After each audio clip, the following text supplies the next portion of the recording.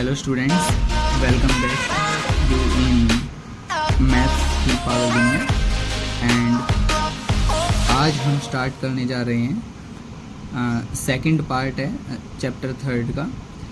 और इस second part में हम देखते हैं simultaneous linear equations in two variables, यानी कि साइमल्टेनियस लीनियर इक्वेशंस कौन सी मतलब क्या होती हैं टू वेरिएबल्स में, वो ये हमें देखना है। क्या होता है कि जो लीनियर इक्वेशन होती हैं, सबसे पहले हमें पता होना चाहिए लीनियर इक्वेशन की हाईएस्ट पावर 1 होती है, यानी कि डिग्री क्या होती है 1 होती है। तो लीनियर इक्वेशन की जो फॉर्म होती है टू वेरिएबल्स में वो होती है ax plus by plus c is equal to 0। तो हमारे पास एक ये x वेरिएबल हो गया, एक ये y वेरिएबल हो गया, तो दो वेरिएबल्स में हमारे पास ये इक्वेशन बन गई लीनियर इक्वेशन। दो वेरिएबल्स में होगी तो टू वेरिएबल्स की होगी। ओके, जब इनका पेयर बन जाए हमारे पास, यानी कि इनका एक पेयर आ जाए हमारे पास, सपोज कीजिए एक इक्वेशन है मेरे पास इस तरह से ax plus by plus c is equal to 0, और इसी फॉर्म में एक और इक्वेशन है मेरे पास ax plus by plus c is equal to 0। अब देखो दो इक्वेशंस मेरे पास हैं, या आप एग्जाम्पल के तौर पे जैसे मैंने लिखा, मैं साथ में एग्जाम्पल ही ले लूँ।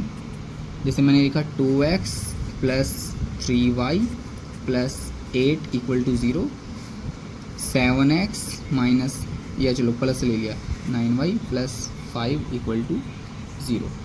तो यहाँ पे देखिए x के सामने वाला a, y के सामने वाला b, यानी कि y के आगे जो y का कोएफिशिएंट है वो 3 है, यानी कि b, ये c है कांस्टेंट टर्म, ऐसी a यहाँ पे b c। तो देखिए यहाँ पे भी a है, ये भी a है, ये b है, ये भी b, ये c है और ये भी c। तो दो हमारे पास a आ गए, दो b आ गए, दो हमारे पास c आ गए। तो हम क्या रखेंगे इनको, फर्स्ट इक्वेशन वाले में a1, सेकंड में a2, ऐसे ही b1 और इसको b2, इसको c1 और इसको c2, इस तरह से। तो जब स्टूडेंट्स हमारे पास इस तरह से दो इक्वेशंस का एक पेयर बन जाए, तो इसी पूरे ये जो हमारा पेयर बन गया दो इक्वेशंस का, इसी पेयर को हम बोलते हैं simultaneous linear equations in two variables. तो हमारे पास डेफिनेशन क्या बन गई, a pair of linear equations in two variables is said to form a system of simultaneous linear equations. यानी कि लीनियर इक्वेशंस का वो पेयर है जो क्या बना देता है, एक सिस्टम बना देता है। कौन सा, साइमल्टेनियस लीनियर इक्वेशंस का। ओके बच्चों,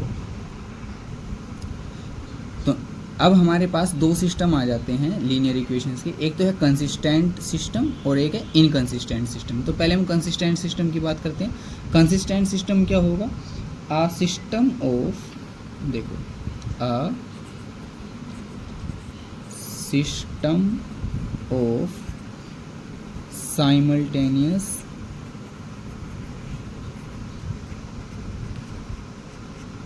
linear equations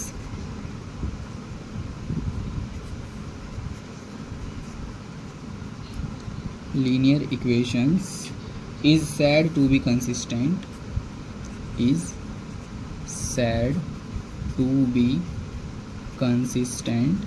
किसी भी सिस्टम को हम कंसिस्टेंट कब बोलेंगे, जब उस पूरे पेयर में क्या हो, कम से कम एक सॉल्यूशन हो। If it has at least one solution, यानी कि कम से कम एक सॉल्यूशन तो हो।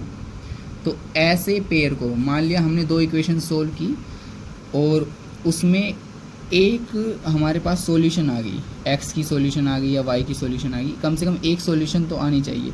अगर एक सॉल्यूशन है तो उस पूरे पेयर को कंसिस्टेंट सिस्टम की कैटेगरी में रखा जाता है।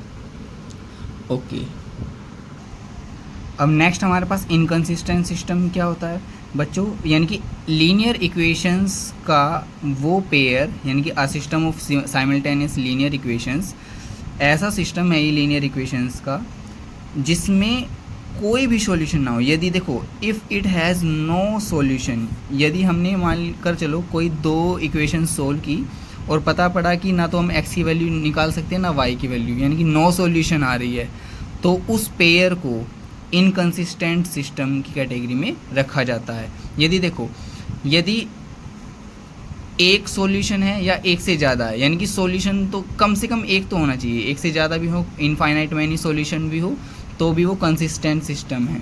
यानी कि कंसिस्टेंट की कैटेगरी में या तो वन सॉल्यूशन हो, वन से ज़्यादा भी हो, इनफाइनाइट मैनी सॉल्यूशन भी हो, तो भी वो कंसिस्टेंट सिस्टम है।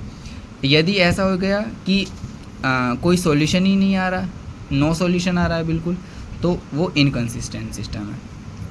तो ये बात ध्यान रखनी है आपने, कंसिस्टेंट सिस्टम में वन सॉल्यूशन हो सकती है और इनफाइनाइट मैनी सॉल्यूशन हो सकती है, इनफाइनाइट मैनी सॉल्यूशंस। तो यहाँ पे वन सॉल्यूशन को हम यूनिक सॉल्यूशन भी बोलते हैं, यूनिक सॉल्यूशन हो, वन सॉल्यूशन एक ही बात है। इनफाइनाइट सॉल्यूशन हो तो ये कंसिस्टेंट किस कैटेगरी में है, और बाकी जो इनकंसिस्टेंट है इसमें क्या होता है, आपके पास कोई सॉल्यूशन नहीं होती, नो सॉल्यूशन।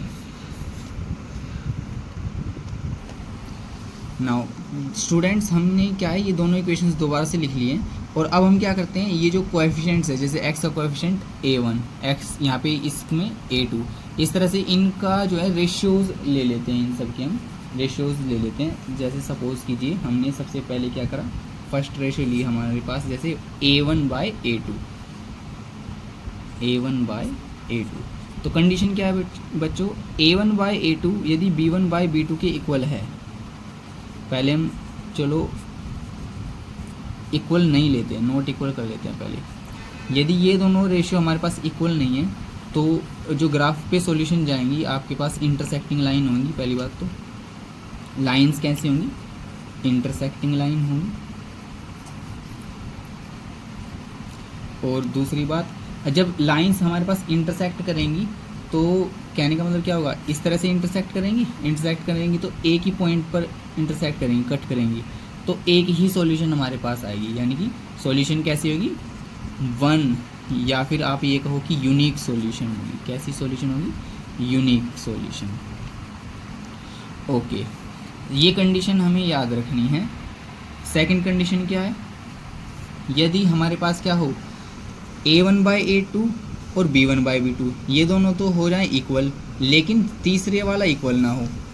जैसे a1/a2 और b1/b2 ये तो हो जाए इक्वल, लेकिन तीसरे वाला जो c1/c2 ये रेशियो इक्वल ना हो, नोट इक्वल हो जाए, तीसरे वाला नोट इक्वल हो जाए। तो देखो ये दोनों इक्वल हो रहे हैं, दोनों इक्वल है, तो यानी कि दो लाइंस हमारे पास पैरेलल जाएंगी इस तरह से, है ना। तो अगर लाइंस हमारे पास पैरेलल चली गई तो क्या होगा, देखो लाइन अगर पैरेलल है तो ये आपस में कहीं पे कट नहीं करेंगी, कहीं इंटरसेक्ट नहीं होंगी। ये इंटरसेक्ट नहीं होंगी तो कोई पॉइंट नहीं बनेगा। भाई इंटरसेक्ट जब करेंगी तो कहीं ना कहीं तो पॉइंट बनेगा ही, लेकिन जब ये इंटरसेक्ट ही नहीं करेंगी तो पॉइंट ही नहीं बनेगा, यानी कि कोई सॉल्यूशन नहीं आएगी। तो इसमें क्या है बच्चों, इसमें दो कंडीशन है कि एक तो लाइंस कैसी होंगी, लाइंस आर पैरेलल, इस केस में पैरेलल लाइंस होंगी, और पैरेलल लाइंस है तो कोई सॉल्यूशन नहीं आएगी, नो सॉल्यूशन, क्योंकि पैरेलल लाइन कहीं पे इंटरसेक्ट नहीं करेगी, कहीं पे इंटरसेक्ट नहीं करेगी तो कोई सॉल्यूशन ही नहीं बनेगी, हमारे पास कोई पॉइंट ही नहीं आएगा। ओके, देन नेक्स्ट हमारे पास थर्ड कंडीशन देखते हैं। थर्ड कंडीशन क्या है, थर्ड कंडीशन है बच्चों, यदि ये तीनों इक्वल हो जाए, a1/a2 इक्वल हो जाए b1/b2 और ये भी तीसरे वाला भी इन्हीं के इक्वल आ जाए, तो हमारे पास जो लाइंस होंगी वो कोइंसिडेंट लाइंस, उनको हम बोलते हैं कोइंसिडेंट लाइंस। कोइंसिडेंट लाइंस का मतलब है एक लाइन के ऊपर कितनी, मतलब दूसरी लाइन तीसरी लाइन कितनी भी लाइंस है, जैसे मान लिया दो ही लाइंस हम लेते हैं तो एक लाइन के ऊपर दूसरी लाइन आ जाना। सपोज कीजिए इस तरह से ये हमने कोई लाइन ली और फिर इसी के ऊपर एक लाइन और आ गई,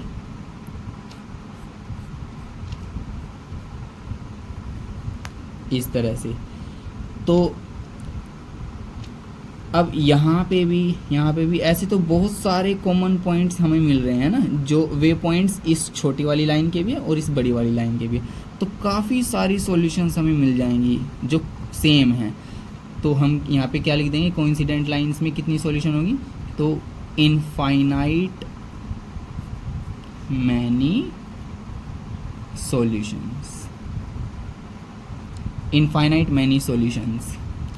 ओके, तो हमारे पास ये 3 कंडीशंस हैं, ये तीनों की तीनों आप स्क्रीनशॉट भी ले सकते हैं। देन स्टूडेंट्स, अब जो हमने पढ़ा है उसी पर बेस्ड अब हमारा एक्सरसाइज 3.1 का सेकंड क्वेश्चन है।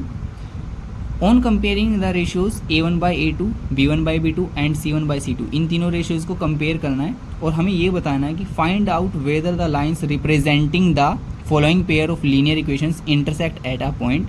हमें ये बताना है कि ये जो लाइंस है, जो हमें दो पेयर्स दे रखे हैं, ये क्या ये लाइंस आपस में इंटरसेक्ट करते हैं किसी पॉइंट पे, या फिर पैरेलल हैं, या फिर कोइंसिडेंट हैं।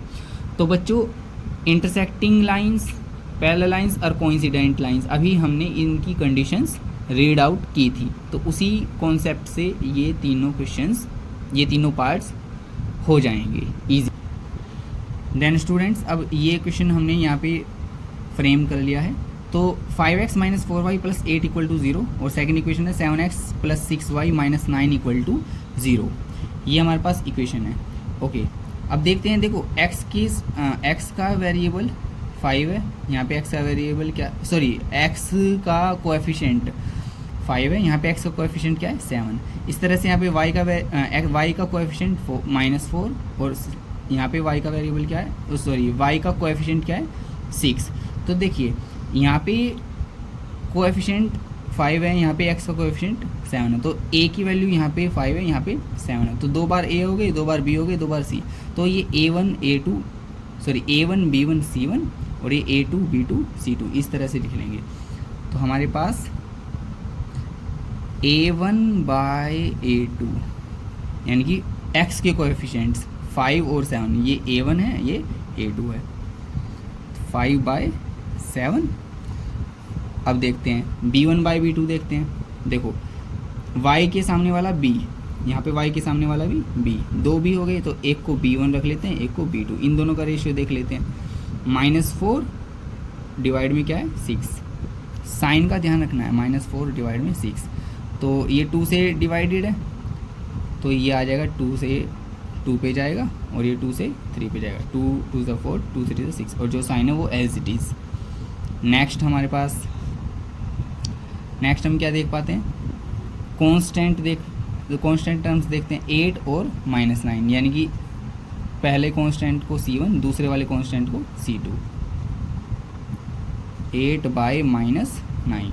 तो ये देखिए दोनों के दोनों किसी भी टेबल से नहीं जा रहे हैं, तो इसको हम ये डिवाइड ही नहीं हो रहे, ओके, किसी भी टेबल से। तो यहाँ पे देख पा रहे हैं कि a1/a2 का रिज़ल्ट 5/7 है, b1/b2 का रिज़ल्ट -2/3 है। यहीं से पता लग गया कि ये दोनों वैल्यूज़ मेरे पास डिफरेंट है, यानी कि इक्वल नहीं है, और तीसरी तो है ही नहीं।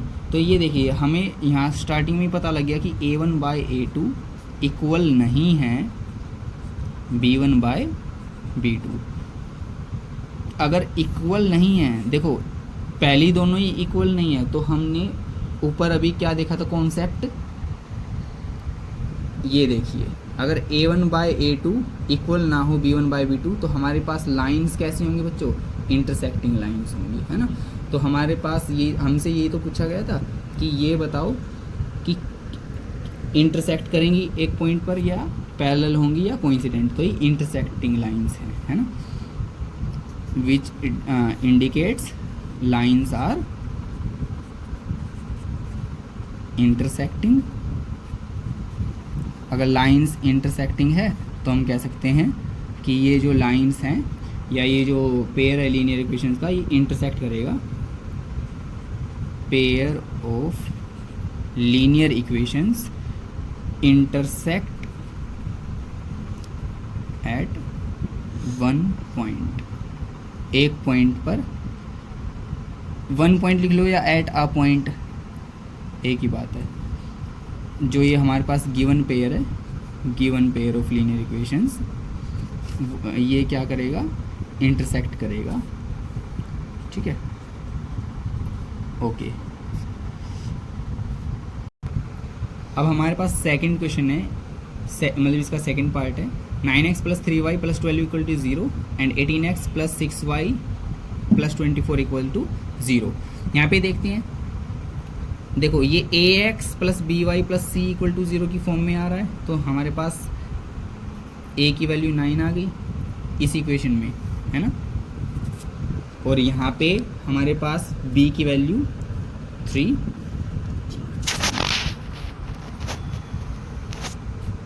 b की वैल्यू क्या है हमारे पास 3, और c की वैल्यू क्या है 12। यहाँ पे देखते हैं, यहाँ पे a की वैल्यू क्या है 18, भाई x का कोएफिशिएंट 18 है तो a की वैल्यू क्या होगी 18। यहाँ पे b की वैल्यू क्या है 6 और c की वैल्यू क्या है 24। अब दो बार हमारे पास a b c आ गए, यानी कि ax + by + c = 0, ये वाली फॉर्म बन गई हमारे पास दोनों इक्वेशंस में, ये फॉर्म हमारे पास बन गई। अब दो इक्वेशंस हैं तो इसमें a1 b1 c1 रख लेते हैं, यहाँ पे 1 1 1 है ना, a1 b1 c1, और दूसरी इक्वेशन है तो a2 b2 c2, इस तरह से हम रख लेते हैं। अब इनका हम क्या देख लेते हैं, इनका रेशियो देख लेते हैं, a1/a2 b1/b2 c1/c2, ये रेशियो हम देख लेते हैं। ओके, नाउ a1/a2 देखते हैं, a1 कितना है 9, a2 कितना है 18, तो 9/18, 9/18 यानी कि 9 1s are 9, 9 2s are 18, cancel हो गया। ओके, अब यहाँ पे देखते हैं b1/b2 है ना, b1 कितना है 3, b2 कितना है 6, तो 3/6 हो गया b1/b2, 3/6, तो 3/6 यानी कि 3 1s are 3 and 3 2s are 6, तो ये भी कैंसिल हो गया, 1/2 आ गया। ओके, c1/c2 का रेशियो देखते हैं क्या है, c1 कितना है हमारे पास 12 और c2 कितना है 24, तो 12/24 आ जाएगा c1/c2, 12 1s are 12 और 12 2s are 24। तो प्यारे बच्चों हम क्या देख पा रहे हैं कि a1/a2 की जो वैल्यू थी वो भी 1/2 है, b1/b2 क्या है हमारे पास, ये भी 1/2, और c1/c2 ये कितना है, ये भी 1/2, यानी कि तीनों के तीनों, यानी कि जो a1/a2 है और b1/b2 और c1/c2, ये तीनों के तीनों क्या है आपस में इक्वल है, सब के सब 1/2 आए हुए हैं। तो a1/a2 इक्वल है b1/b2 इक्वल टू है c1/c2। यदि ये तीनों रेशियो इक्वल हो जाते हैं तो हमने अभी पढ़ा था कॉन्सेप्ट कि लाइंस कैसे हो जाती हैं, कोइंसिडेंट लाइंस हो जाती हैं। ओके, तो हम क्या कह सकते हैं, लाइंस आर कोइंसिडेंट। ये वाला पार्ट भी फिनिश हो गया। ओके, अब बच्चों थर्ड पार्ट है, ये देखिए यहाँ पे भी ये देखो ax + by + c = 0, ये वाली फॉर्म है दोनों हमारे पास। ओके, तो हमारे पास ये फॉर्म है, तो पहले a की वैल्यू हमारे पास 6 आ गई, b की वैल्यू हमारे पास क्या आ गई -3, और c की वैल्यू क्या आ गई 10। अब दूसरी वाली इक्वेशन में देख लेते हैं, यहाँ पे a की वैल्यू आ गई 2, b की वैल्यू देखो -y है तो y के आगे कुछ नहीं है तो 1 है, इसका कोएफिशिएंट 1 है, देन y के आगे कुछ नहीं है तो 1 है, लेकिन माइनस का साइन है तो -1, यानी कि b की वैल्यू यहाँ पे -1 आ गई, और c की वैल्यू यहाँ पे हमारे पास कितनी आ गई कांस्टेंट टर्म, यानी कि 9 आ गया। ओके, तो 2 बार a हो गया, 2 b हो गए, 2 c, तो हम फर्स्ट में a1 b1 c1 first equation में, और ये a2 b2 c2। ओके, अब हम इनका रेशियो देख लेते हैं, रेशियो देखते हैं क्या आता है, a1/a2 यानी कि a1 कितना है 6, a2 कितना है 2, तो 6/2।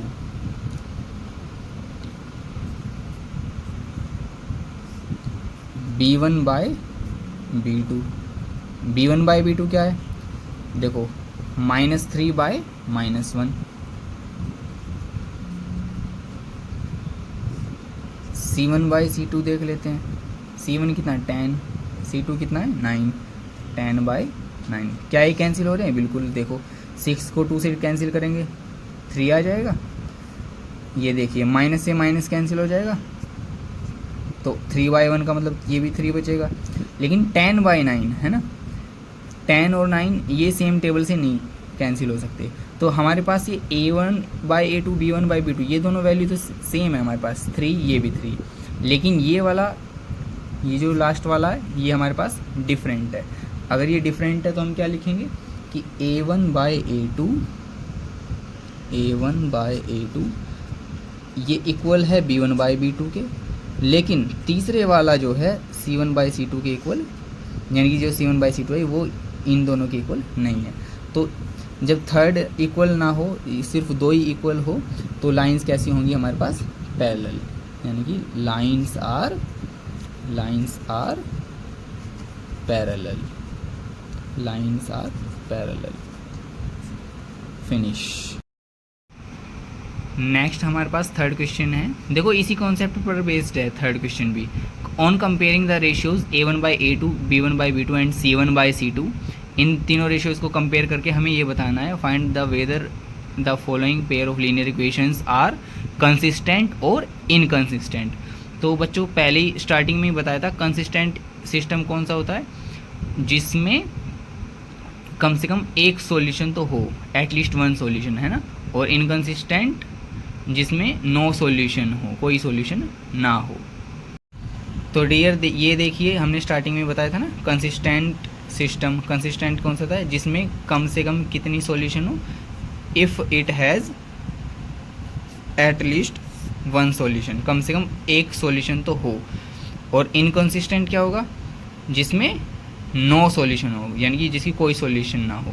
ओके, तो हमें यही देखना है, या तो एक सॉल्यूशन हो, कम से कम एक सॉल्यूशन हो, या एक से ज़्यादा कितनी भी हो वो भी चलेगा। इनफाइनाइट सॉल्यूशन हो या फिर यूनिक सॉल्यूशन हो तो कंसिस्टेंट माना जाएगा। अगर कोई भी सॉल्यूशन नहीं है किसी पेयर की तो इनकंसिस्टेंट सिस्टम है। देन हमने थर्ड का फर्स्ट पार्ट यहाँ पे लिख लिया है। तो यहाँ पे देखिए ये हमारे पास दिया गया है 3x + 2y = 5 and 2x - 3y = 7। हम फर्स्टली हम क्या करते हैं, ये कॉन्स्टेंट टर्म इधर ले लेते हैं लेफ्ट साइड में। 3x + 2y, ये प्लस का 5 इधर माइनस में आएगा, वहाँ पे इक्वल टू में 0।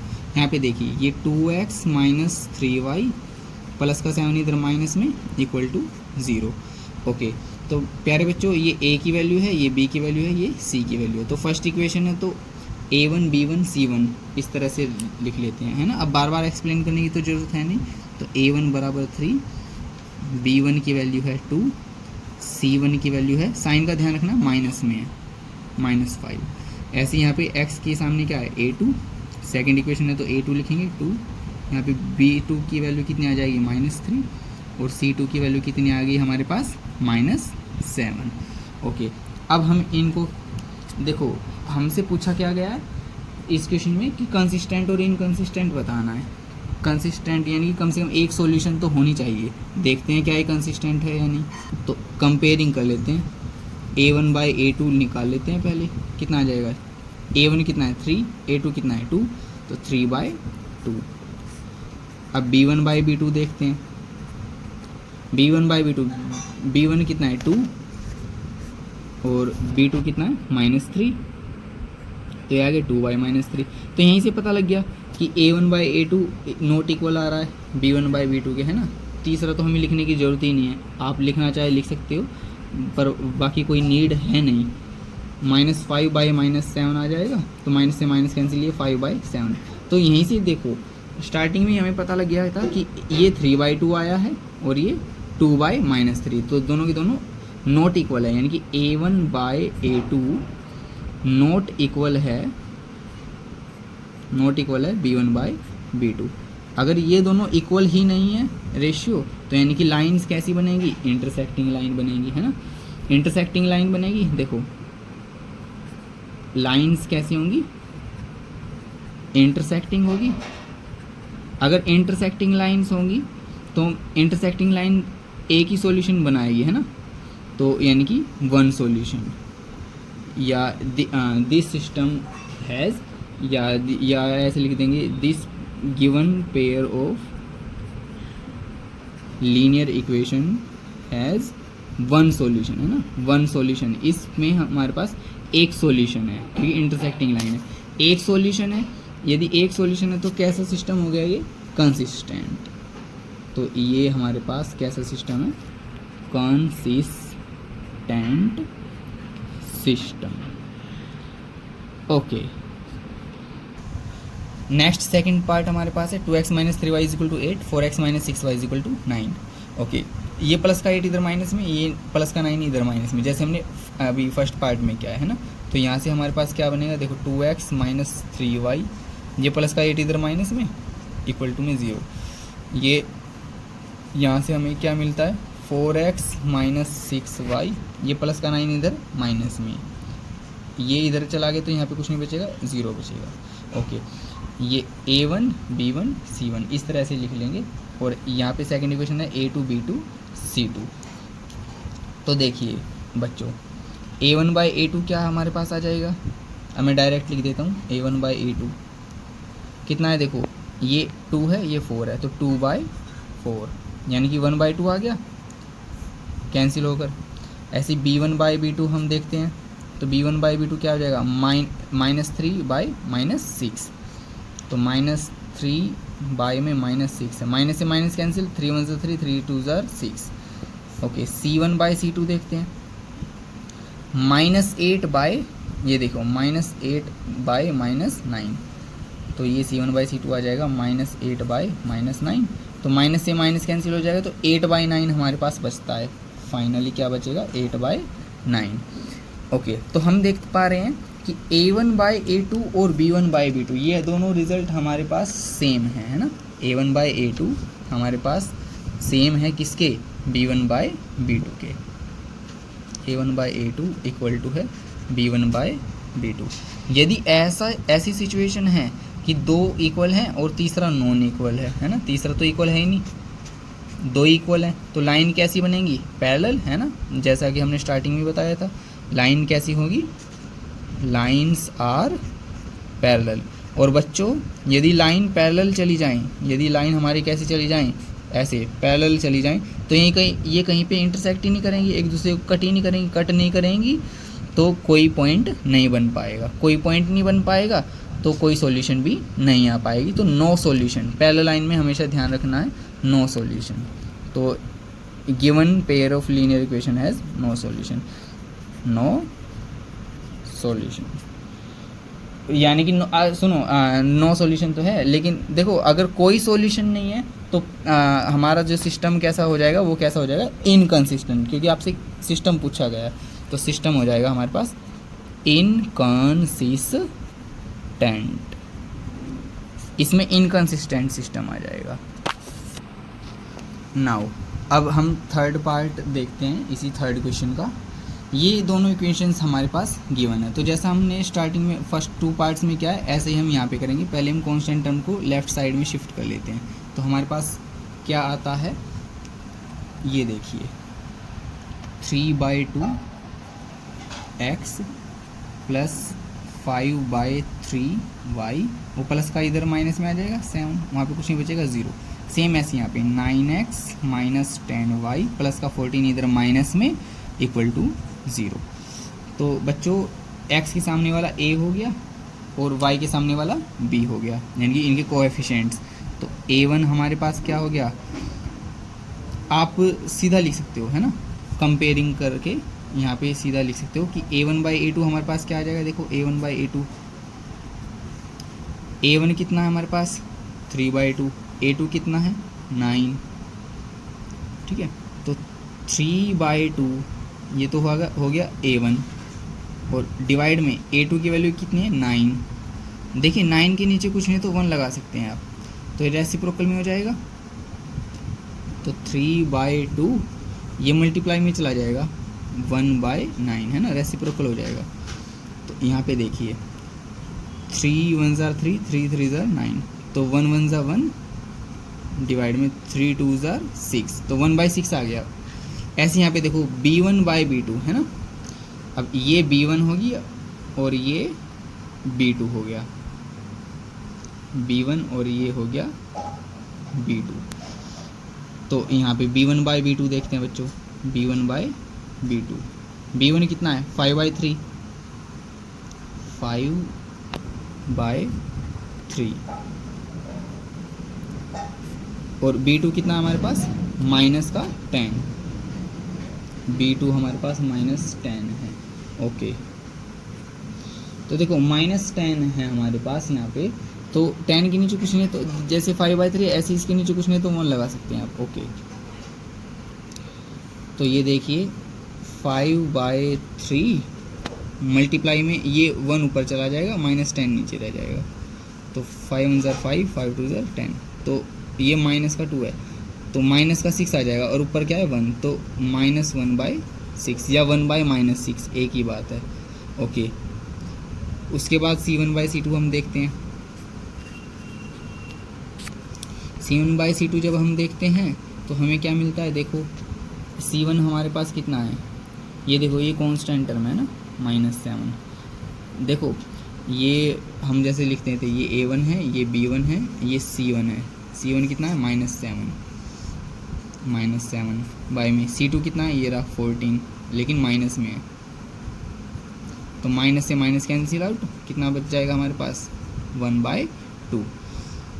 ओके, तो यहाँ पे हम देख पा रहे हैं कि ये 1/6 है। ओके, देन हम क्या देख पा रहे हैं यहाँ पे कि ये 1/6, ये -1/6 और ये 1/2, यानी कि तीनों ही डिफरेंट हैं हमारे पास, है ना। तो तीनों की जरूरत नहीं है, पहले दो ही डिफरेंट आ गए हमारे पास। A1/A2 नॉट इक्वल आया B1/B2, तो लाइंस कैसी होगी हमारे पास, इंटरसेक्टिंग हो गई। तो हमारे पास लाइंस कैसी होगी, इंटरसेक्टिंग होगी, है ना, क्योंकि देखो A1/A2 नॉट इक्वल आ गया B1/B2 के, ये दोनों रिजल्ट सेम नहीं है हमारे पास। इंटरसेक्टिंग लाइन है तो सिस्टम कैसा होगा भाई, देखो इंटरसेक्टिंग लाइन है तो एक ही सॉल्यूशन आएगी, एक सॉल्यूशन है ना, वन सॉल्यूशन है, तो जिस सिस्टम में वन सॉल्यूशन हो तो वो कैसा होगा, कंसिस्टेंट सिस्टम होगा, है ना। पूरा डिटेल में लिखना चाहो तो लिख सकते हो, लाइंस आर इंटरसेक्टिंग। इंटरसेक्टिंग का मतलब है आपको वन सॉल्यूशन मिलेगी, है ना। लिख सकते हो having one solution, having one solution. One solution है तो सिस्टम कैसा होगा हमारे पास, कंसिस्टेंट सिस्टम होगा, कंसिस्टेंट सिस्टम। ओके, ये भी हमारे पास फिनिश हुआ। अब हमारे पास फोर्थ पार्ट है, ये इक्वेशंस हमें दी हुई हैं।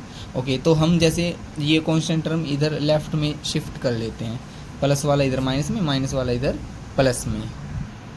तो बच्चों हमने ये कर लिया शिफ्टिंग। अब हम क्या देख पाते हैं, ये A1, ये देखिए ये A की वैल्यू, ये B की वैल्यू, ये C की वैल्यू, तो हमारे पास यहाँ पे A1 कितना आ जाएगा, A1 हमारे पास है यहाँ पे फर्स्ट इक्वेशन में 5, B1 कितना है, ये -3,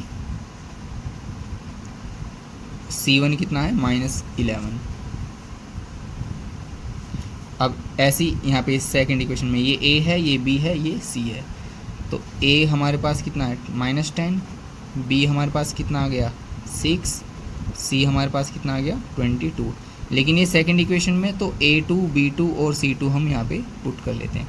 ओके, अब हम इन रेशियोज़ को चेक करते हैं, A1/A2, B1/B2, C1/C2, है ना। तो A1/A2 यदि हम करते हैं तो हमारे पास देखिए 5/-10 आएगा, तो 5 1 ज़ार 5, 5 2 ज़ार 10, लेकिन माइनस में, है ना। ओके, B1/B2 चेक करो, B1/B2 कितना आ जाएगा, देखो -3/6, तो 3 1 ज़ार 3, 3 2 ज़ार 6, लेकिन माइनस है तो माइनस, तो ये भी माइनस का 1/2 है। देखो 1/-2 या -1/2 ये एक ही बात है, -1/2 इन दोनों को हम बोल सकते हैं, सेम है। ऐसे यहाँ पे देखो C1/C2 -11, यहाँ पे लिख देता हूँ मैं C1/C2 -11 में C2 कितना है 22, 11 1 ज़ा 11, 11 2 ज़ा 22। तो यहाँ पे देखो ये हमारे पास यहाँ पे भी -1/2, ये भी -1/2 और ये भी -1/2, यानी कि A2 is equal to B1/B2 is equal to C1/C2। ये तीनों ही हमारे पास इक्वल आ गए। तो ये तीनों इक्वल हो गई, तो हमने यहाँ पे लिख दिया कि ये तीनों क्या है, इक्वल है। तो अब तीनों इक्वल है ये रेशियो, तो लाइंस कैसी हो जाएंगी हमारे पास, कोइंसिडेंट लाइंस मैंने कौन सी बताई थी, जब एक लाइन के ऊपर दूसरी लाइन लाई कर जाए, है ना, दूसरी लाइन भी इसी के ऊपर आ जाए, तो ये कोइंसिडेंट लाइन है। अब यहाँ पे कई ये वाला पॉइंट, ये वाला पॉइंट, ये वाला पॉइंट, ऐसे तो बहुत सारे पॉइंट कॉमन मिलेंगे हमारे पास, है ना। तो इनफाइनाइट सॉल्यूशन हमारे पास आ जाएंगी। इनफाइनाइट सॉल्यूशन है तो कंसिस्टेंट सिस्टम हो जाएगा, क्योंकि कंसिस्टेंट सिस्टम क्या कहता है, एटलीस्ट वन सॉल्यूशन हमारे पास होनी चाहिए। वन से ज़्यादा कितनी भी हो तो, लेकिन एटलीस्ट वन तो होनी चाहिए। तो लेकिन हमारे पास यहाँ पे क्या है, इनफाइनाइट सॉल्यूशन है तो कंसिस्टेंट सिस्टम है। नेक्स्ट हमारे पास फिफ्थ पार्ट है इसमें। तो ये देखिए हमारे पास ये दो इक्वेशंस हैं जो मैंने ब्लैक पेन से लिखी हैं। अब यहाँ पे देखिए ये प्लस का 8 इधर माइनस में ले लिया, जैसे सभी क्वेश्चन में ले रहे थे हम, ऐसे यहाँ पे प्लस का 12 इधर माइनस में। तो हमने पहले ये शिफ्टिंग कर ली। ओके, एक्स के सामने वाला ये ए, ये वाई के सामने वाला बी हो गया और ये सी हो गया, ऐसे ए बी और सी। तो A1 A2 B1 B2 C1 और C2 इस तरह से हो गया। तो देखिए अब A1/A2 ये हम करते हैं ना। A1 हमारे पास कितना है 4/3 और A2 कितना है 2। तो A1 की जगह रखेंगे हम 4/3 और A2 में हमारे पास क्या है 2। अब यहाँ पे कुछ नहीं है नीचे, तो आप 1 रख सकते हो जहाँ पे कुछ नहीं है। तो हमारे पास क्या आएगा, ये देखो 4/3, ये रेसिप्रोकल हो जाएगा, मल्टीप्लाई में चला जाएगा 1/2, उल्टा चला जाएगा, 1 ऊपर 2 नीचे। तो 2 1 ज़ा 2, 2 2 ज़ा 4, तो 2/3। नेक्स्ट हम देखो A1/A2 हमारे पास आ गया 2/3। अब हम क्या करते हैं B1/B2 देखते हैं, B1/B2। तो B1/B2 हमारे पास कितना आ जाएगा, तो देखो B1 हमारे पास कितना है 2, B2 कितना है 3, तो ये आ गया 2/3, है ना, ये तो पहले से ही है। C1/C2 देखते हैं कितना है, C1/C2, C1 हमारे पास क्या है -8, C2 कितना है, ये देखो C1 -8 है, C2 -12 है, -8/-12। तो यहाँ पे हम क्या देख पाते हैं कि माइनस वाला माइनस से कैंसिल हो जाएगा, है ना। 2 से ये जाएगा 4 पर, 2 से ये जाएगा 6 में, 4/6 हो गया। ये अगेन 2 की टेबल में 2 2 ज़ा 4, 2 3 ज़ा 6, तो यानी कि 2/3 आ गया। तो मैं क्या देख पा रहा हूँ कि A1/A2 का जो रिज़ल्ट है 2/3, B1/B2 का जो रिज़ल्ट है वो भी 2/3, और जो C1/C2 का जो रिज़ल्ट है वो भी 2/3, यानी कि तीनों के तीनों हमारे पास क्या है, सेम है। तो हम क्या लिख सकते हैं, A1/A2 इक्वल है B1/B2 इज इक्वल टू है C1/C2। तो यदि ऐसा है तो लाइन हमारे क्या, लाइन कैसी होंगी हमारे पास, कोइंसिडेंट हो जाएंगी, है ना। और लाइन कोइंसिडेंट होगी तो इनफाइनाइट सॉल्यूशन हो जाएंगी, है ना। तो लाइंस आर कोइंसिडेंट यानी कि इनफाइनाइट सॉल्यूशन हो जाएंगी। अगर इनफाइनाइट सॉल्यूशन हो गई तो सिस्टम हमारे पास भाई कंसिस्टेंट ही हो जाएगा ना, क्योंकि एक सॉल्यूशन होनी चाहिए या कम से कम एक तो होनी चाहिए, ज़्यादा कितनी भी हो, तो तभी हमारे पास कंसिस्टेंट सिस्टम माना जाता है। तो यहाँ पे सिस्टम कैसा है, कंसिस्टेंट।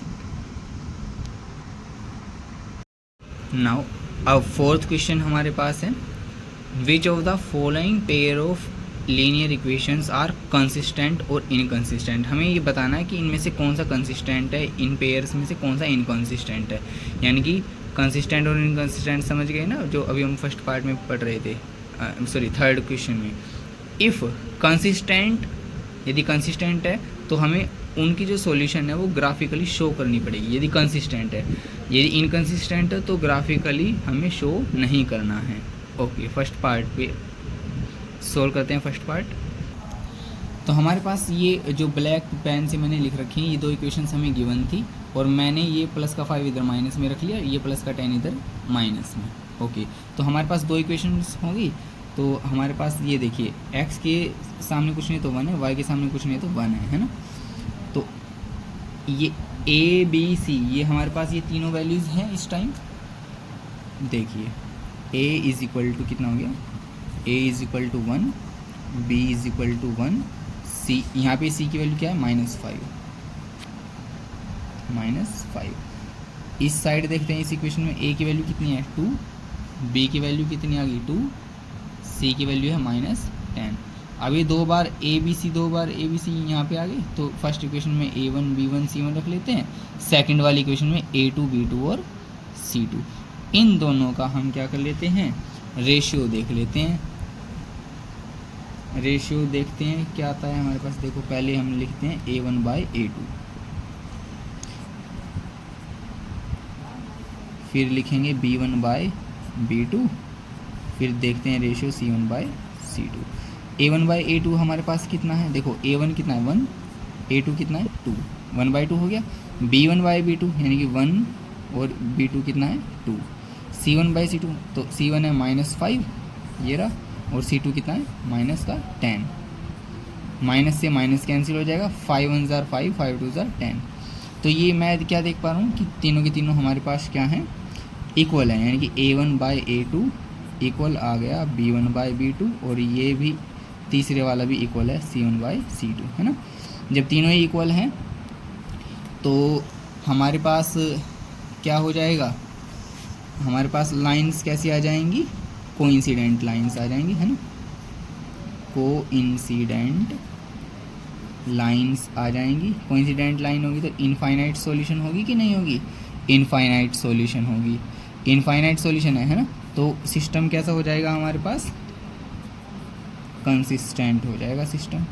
यदि सिस्टम कंसिस्टेंट है तो क्या बोला गया है कि यदि कंसिस्टेंट आ जाता है तो हमें ग्राफिकली इसको शो करके दिखाना। अब देखो जब हम ग्राफ बनाएंगे तो हमें पहले ही पता है कि कैसी लाइंस आएंगी, कंसिस्टेंट लाइंस आएंगी, यानी कि एक लाइन के ऊपर दूसरी लाइन आ जाएगी। देखते हैं ग्राफ में, तो हम ग्राफिकल रिप्रेजेंटेशन देख लेते हैं अभी इसकी, है ना।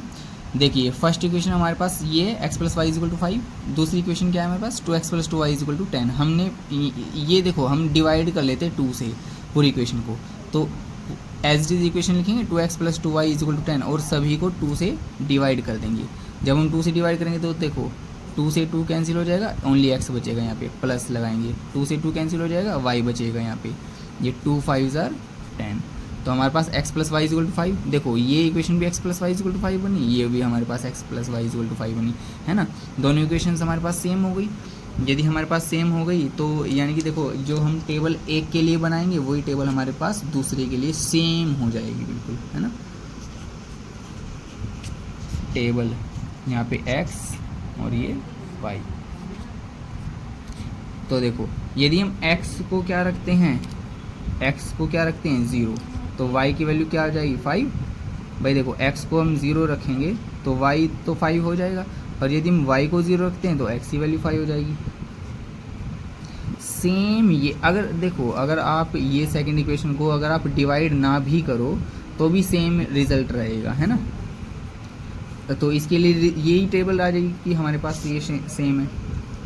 ओके, अगर आप कहते हो कि इसी से करके दिखाओ, देखो अगर ये हमारे पास सेकंड इक्वेशन ये बिल्कुल सेम आ गई जो हमारे पास फर्स्ट वाली थी x + y = 5, तो इसके लिए हमारे पास टेबल बिल्कुल सेम आ जाएगी x और y में। बिल्कुल आंख मीच कर आपने यही जो वैल्यूज़ यहाँ पे रखी थी हमने फर्स्ट में 0 और 5, तो यही हमारे पास सेकंड टेबल में लिख दी जाएगी क्योंकि इक्वेशन सेम होगी हमारे पास, है ना। ये भी x + y = 5 है और ये भी हमारे पास फर्स्ट वाली भी x + y = 5 है। तो दोनों के लिए जो टेबल यहाँ पे बनी थी वही टेबल यहाँ पे बन जाएगी। अगर आप कहते हो कि ऐसे नहीं करना हमें तो इसी इक्वेशन से करना है, तो तब भी वही सेम बात आएगी, आप करके देख सकते हो। ओके, देखो कैसे है मैं बता ही देता हूँ। इसके लिए मैं रफली बना देता हूँ x और y। x को यहाँ पे 0 पुट करो बच्चे, यहाँ पे x को 0 पुट करेंगे तो 2 × 0 तो 0 ही हो जाएगा, है ना। x को 0 पुट किया तो 0 हो जाएगा, तो बचेगा क्या 2y = 10, है ना। तो 2 से ये 10 जाएगा 5 पे। ओके, y की वैल्यू आ गई 5। अब y को 0 पुट कर लो, मैंने तरीका बताया था, पहले x को 0 पुट कर लो y आ जाएगा, फिर y को 0 पुट करो x आ जाएगा। ओके, अब y को 0 पुट कर लो, y में क्या रख लेंगे 0। y में 0 रखा तो 2 × 0 ये तो 0 हो गया, है ना। y में 0 रखा तो बचेगा 2x, 2x किसके इक्वल बचेगा 10 के, तो 2x = 10, तो x की वैल्यू क्या आएगी 5। तो ये देखो 0550 यही सेम टेबल हमारे पास ये नीचे आई हुई है, ये देखो, है ना। जो टेबल हमारे पास ऊपर बनी है ये वाली, वही हमारे पास सेम आई है इसके, ये दोनों टेबल बिल्कुल सेम है। तो आपकी मर्जी है, आप डिवाइडिंग करके करो या सिंपल करो। ओके, यानी कि हमारे पास दोनों टेबल सेम है, तो जो ग्राफ बनेगा हमारे पास 0 और 5 से ही बनेगा। हम यहाँ पे जो ग्राफ बनाएंगे,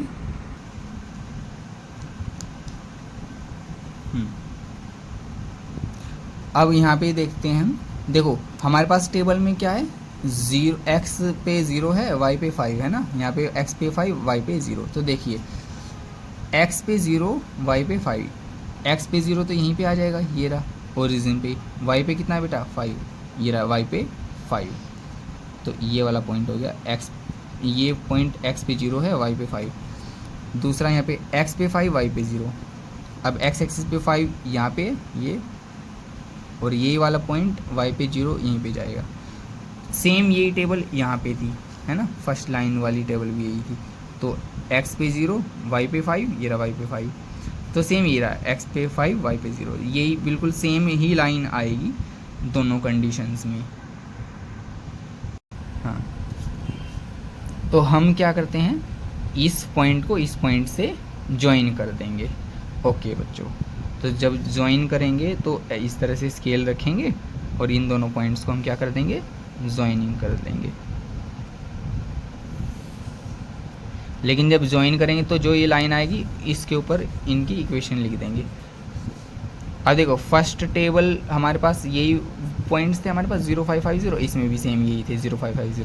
तो यानी कि इसकी फर्स्ट टेबल वाली जो लाइन थी वो भी यही है, और सेकंड वाली टेबल जो थी इसकी लाइन भी यही है। यानी कि इसी के ऊपर सेकंड लाइन हमारे पास, ये इसी के ऊपर सेकंड लाइन आ जाएगी। तो आ गई ना हमारे पास, दोनों लाइन एक ही लाइन के ऊपर हो गई। तो लाइन कैसे होगी, कोइंसिडेंट, है ना, जो कि हमने ये देखो एल्जेब्राइकली पहले ही बता दिया था इस कंडीशन को देखते हुए कि लाइन कैसे आएंगी हमारे पास, कोइंसिडेंट आएंगी, इनफाइनाइट सॉल्यूशन बनेंगी, है ना। दोनों लाइंस की कोई भी पॉइंट, कहीं कितने भी पॉइंट हो सकते हैं, सारे कॉमन रहेंगे, तो इनफाइनाइट सॉल्यूशन आएंगी। ये थी हमारे पास इसकी ग्राफिकल सॉल्यूशन। और यहाँ पर हमने जो है इसकी इक्वेशन भी लिख देनी है। ओके, देन डियर हमारे पास यहाँ पे सेकंड पार्ट है, x minus y is equal to 8, और सेकंड इक्वेशन ये हमारे पास है इसी की। हमने क्या करा, ये प्लस का 8 इधर माइनस में ले लिया और प्लस का 16 इधर माइनस में, यही a1 b1 c1 और a2 b2 c2 हमने राइट कर दिए। ओके, अब हम देखते हैं कैसा सिस्टम रहता है इनमें। a1 बाय a2 ये रेशियो देखते हैं पहले, फिर रखेंगे हम b1 बाय b2, और फिर रखेंगे c1 bye c2। Okay, a1 bye a2 जब हम रखते हैं तो हमारे पास क्या मिलता है, देखो a1 क्या है, देखो x के सामने कुछ भी नहीं है तो 1 है, y के सामने कुछ भी नहीं है तो ये माइनस का 1 है। ओके, a1 कितना है हमारे पास 1, a2 हमारे पास कितना है, ये रहा a2 3।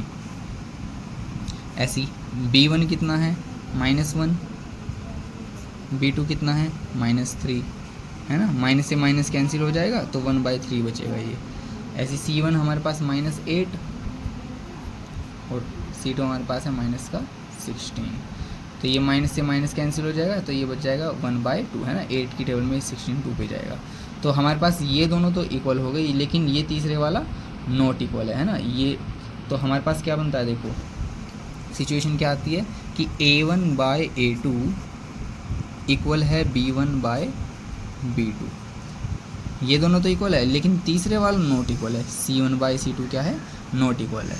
अगर ऐसी सिचुएशन है तो लाइन कैसी जाएंगी हमारे पास, पैरेलल लाइंस जाएंगी। पैरेलल लाइंस जाएंगी कि तो पैरेलल लाइंस जाएंगी तो कोई सॉल्यूशन नहीं होगा, क्योंकि ये कट ही नहीं करेंगे आपस में। लाइंस आर पैरेलल, पैरेलल हैं तो यानी कि नो सॉल्यूशन रहेगा, है ना। नो सॉल्यूशन रहेगा तो हमारा सिस्टम कैसा हो जाएगा, इनकंसिस्टेंट, है ना। डेफिनेशन हमने स्टार्टिंग में बताई थी जब कोई सॉल्यूशन ना हो तो सिस्टम कैसा हो जाता है, इनकंसिस्टेंट, इनकंसिस्टेंट सिस्टम।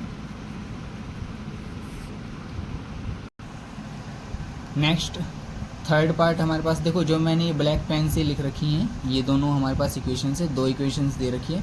इसमें देखो ये x के सामने वाला ये a1 हो गया, b1 y के सामने कुछ नहीं है, y का कोएफिशिएंट 1 है ना, y का कोएफिशिएंट क्या है 1, और कांस्टेंट टर्म हो गया -6। सेम इस तरह से a1 b1 c1 ये a2 b2 और c2 ये हो गया।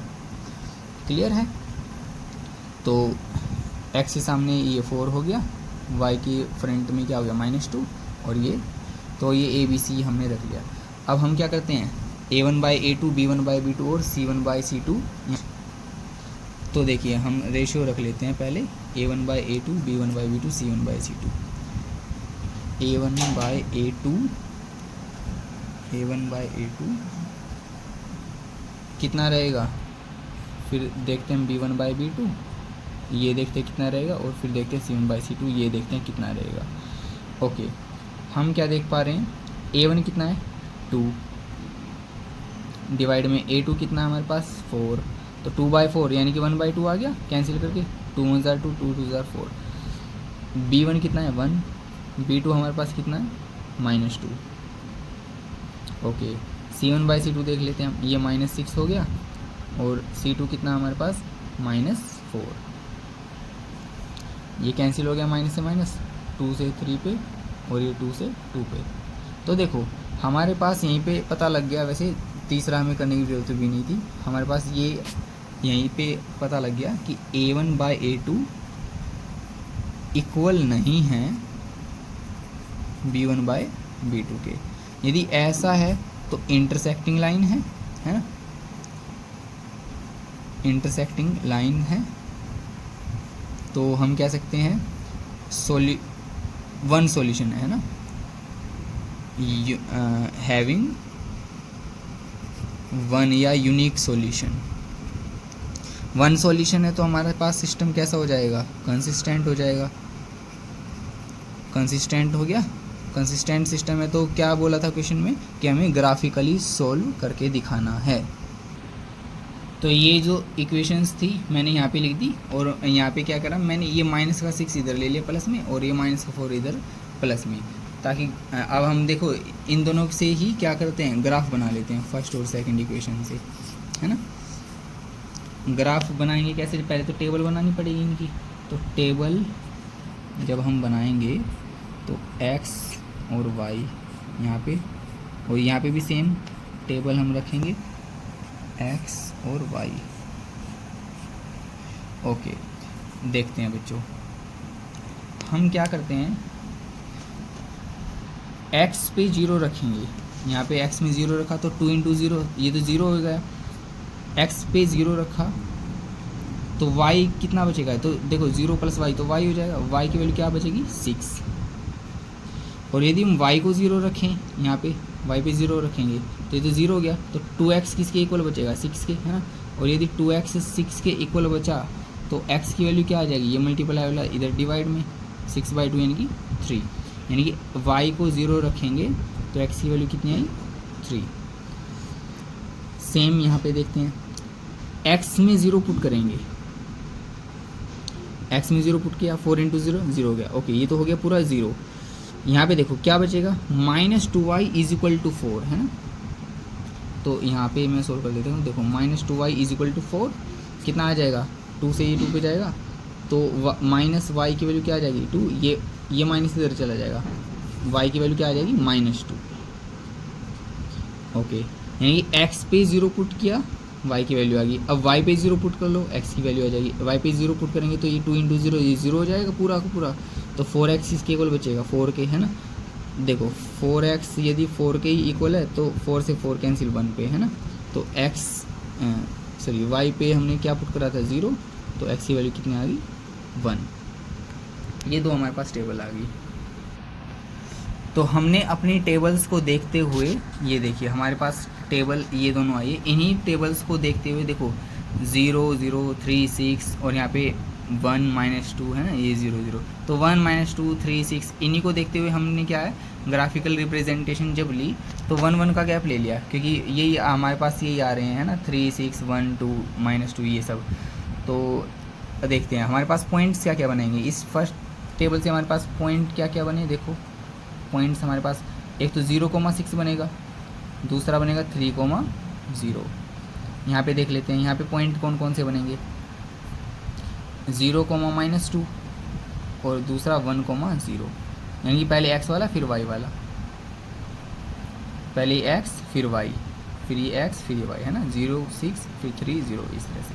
ओके पहले 0 6 देख लेते, 0,6 कहाँ पे आता है, x पे 0, ये ओरिजिन पे 0,0 तो होता ही है। ओके x पे 0, y पे कितना है देखो, दूसरे वाला y होता है ना, बताया था मैंने फर्स्ट पार्ट में भी, x ये होता है, दूसरे वाला y, ये पहले वाला x दूसरे वाला y, तो y पे 6 देखना है हमें है ना, तो y पे 6 ये रहा, y एक्सिस पे ये हो गया, y पे 6। ओके यहाँ पे देखो x पे कितना है 3, x पे कितना है ये 3 है ना, y पे 0, ये y पे 0, तो देखो यहाँ पे तो 6 है और यहाँ पे ये 3 है, इनको हम क्या कर लेंगे ज्वाइन कर लेंगे एक लाइन से, ये लाइन कुछ ऐसे जाएगी। देखो हम यहाँ स्केल लगाते हैं, उस 6 को इस 3 से ज्वाइन कर लेते हैं,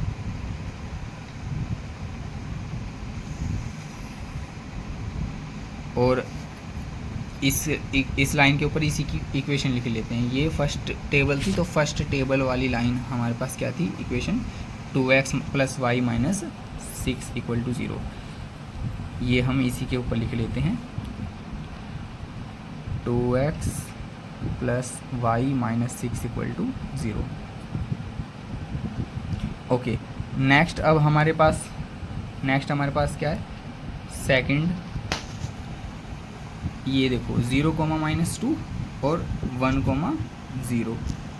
अब इन दोनों पॉइंट से लाइन जाएगी, देखो x पे 0 है लेकिन y पे क्या है -2, y एक्सिस पे -2, देखो x पे 0, ओरिजिन पे तो x और y दोनों 0 है, x पे 0 y पे कितना है -2, ये वाला पॉइंट हो गया।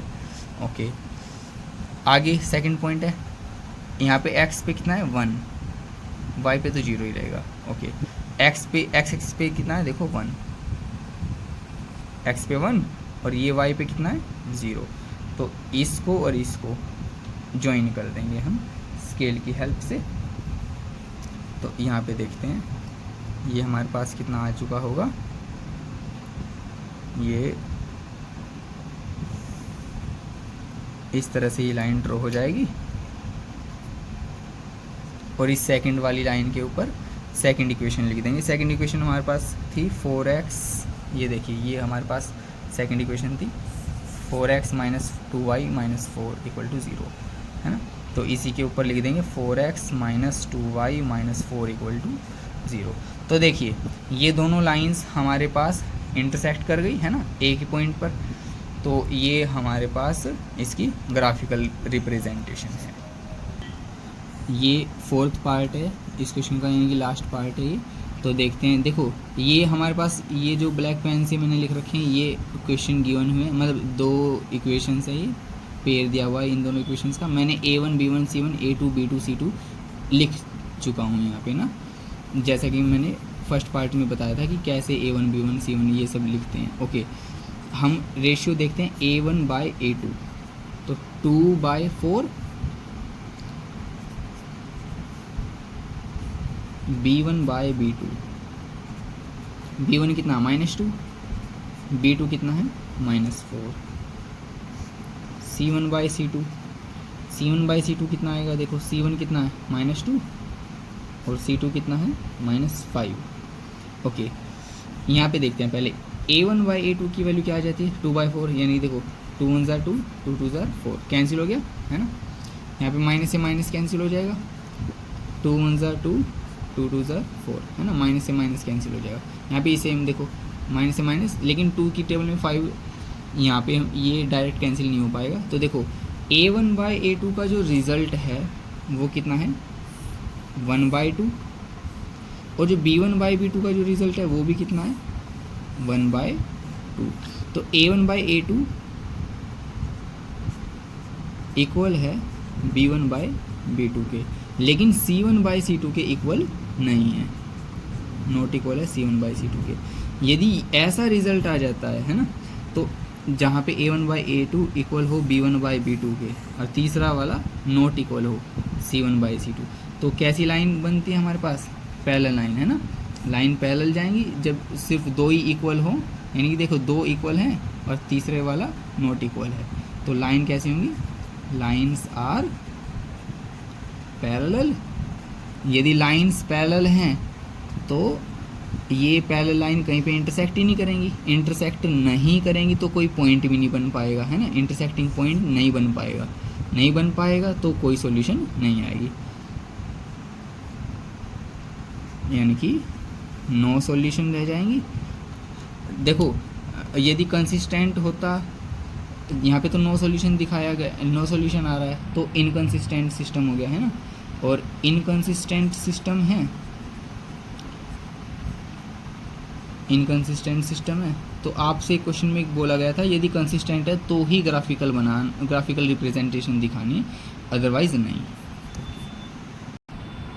तो हमारे पास ये क्वेश्चन फिनिश हुआ। 5, 6 और 7 ये 3 क्वेश्चंस हमारे पास बच जाते हैं, तो उनको हम नेक्स्ट वीडियो लेक्चर में कवर करेंगे तब। ओके गाइज, आज की वीडियो में इतना ही। अगर आपको हमारी वीडियोस पसंद आती हैं तो लाइक, शेयर और सब्सक्राइब ज़रूर कीजिएगा और मैथ्स की पागल दुनिया पे बने रहिएगा।